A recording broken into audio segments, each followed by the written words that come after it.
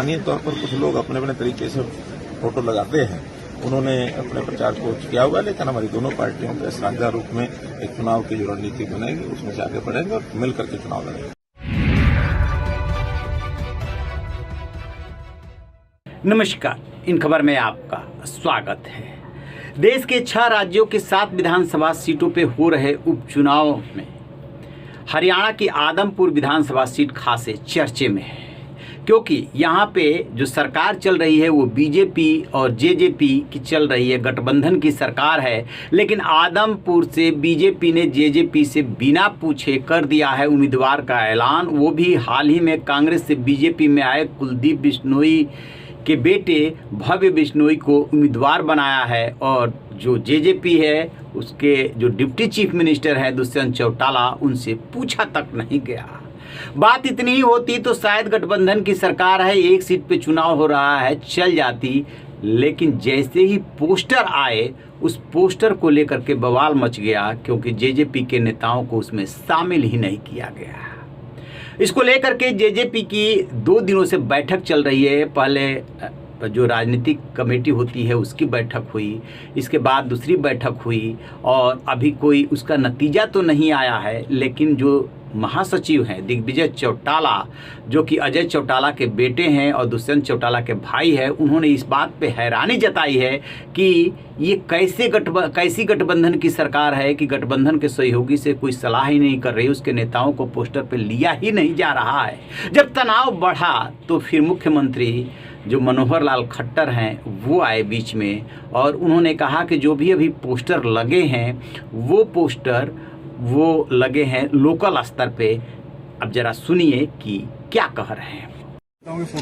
अभी कोई पार्टी के नाते से कोई ऐसी योजना बनी नहीं है। जब ये चुनाव का उभार होगा, अभी तो स्थानीय तौर पर कुछ लोग अपने अपने तरीके से फोटो लगाते हैं, उन्होंने अपने प्रचार को किया हुआ, लेकिन हमारी दोनों पार्टियों के साझा रूप में एक चुनाव की जो रणनीति बनेगी उसमें से आगे बढ़ेंगे और मिलकर के चुनाव लड़ेंगे। जैसा कि आपने सुना, वो कह रहे हैं कि लोकल स्तर के नेताओं ने लगाया है, जब यहाँ से पोस्टर जारी होगा यानी कि प्रदेश स्तर से, उसमें जेजेपी के नेताओं को शामिल किया जाएगा। दरअसल जो जेजेपी की खींच है या जो नाराजगी है वो सिर्फ इतनी सी नहीं है, इसके बैकग्राउंड में कई घटनाएं हैं। अभी जजपा के विधायक है रामनिवास सुरजाखेड़ा, वो जो है उनका बीजेपी प्रेम बढ़ गया था। वो खादी एवं ग्रामोद्योग बोर्ड के चेयरमैन थे। जब उनका बीजेपी प्रेम ज़्यादा बढ़ता हुआ दिखा तो उन्हें पद से दुष्यंत चौटाला ने हटा दिया। ठीक इसी तरीके से जजपा के यानी कि जेजेपी के संस्थापक सदस्यों में से एक दुष्यंत चौटाला के विशेष सचिव रहे महेश चौहान समेत 150 जेजेपी नेता 16 सितंबर को बीजेपी में शामिल हो गए। वो भी नाराजगी है। और इसी बीच जब टिकट डिक्लेयर किया गया तो इनसे सलाह तक नहीं ली गई, इनके कैंडिडेट उतारना तो दूर की बात है। और उसमें भी आग में घी का काम किया कि जब पोस्टर आया तो उस पोस्टर में किसी भी जेजेपी के नेता का नाम शामिल नहीं किया गया। आपको हिसार का इतिहास बता दें कि हरियाणा को 3 लालों की धरती कहा जाता है। 3 लालों की राजनीति यहाँ पे बहुत ज़बरदस्त हावी रही है। तो हिसार जो है भजन लाल का आप कह सकते हैं, ख़ास तौर से आदमपुर वो गढ़ रहा है। यहाँ से भजन लाल से लेकर के उनकी पत्नी, उनके बेटे कुलदीप बिश्नोई और अब पोते उम्मीदवार हैं, वो तीनों तो जीत चुके हैं, ये उम्मीदवार बने हैं।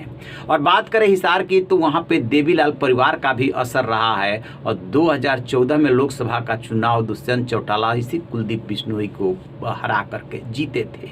तो जेजेपी और चौटाला परिवार को ये बात खल रही है कि जहाँ पे हमारी पार्टी का भी असर है वहाँ के पोस्टर में नेताओं तक को शामिल नहीं किया जा रहा है। और उधर जो है कुलदीप बिश्नोई और उनके बेटे भव्य बिश्नोई के मन में कहीं ना कहीं ये बात है कि आदमपुर की सीट तो हमारी है, हमारा गढ़ है, यहाँ से हमें कौन हरा सकता है। बात इससे भी थोड़ी सी आगे है कि विप्लव देव जो त्रिपुरा के पूर्व मुख्यमंत्री हैं वो हरियाणा के प्रभारी बने हैं। उन्होंने निर्दलीय विधायकों के साथ एक मीटिंग की है और कहीं ना कहीं उसका संदेश माना जा रहा है कि जेजेपी नेताओं पे दबाव बनाने की कोशिश है। यानी कि गठबंधन में कहीं कुछ गड़बड़ है, कहीं कुछ अनबन है।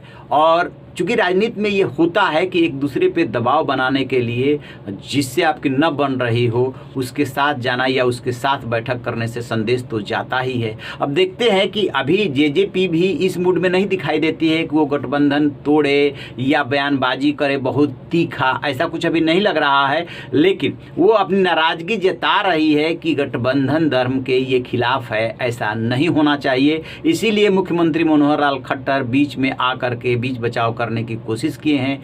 आगे अब क्या होता है इस पे हमारी नज़र रहेगी। रहिए बेखबर, देखते रहिए इन खबर। Thank you.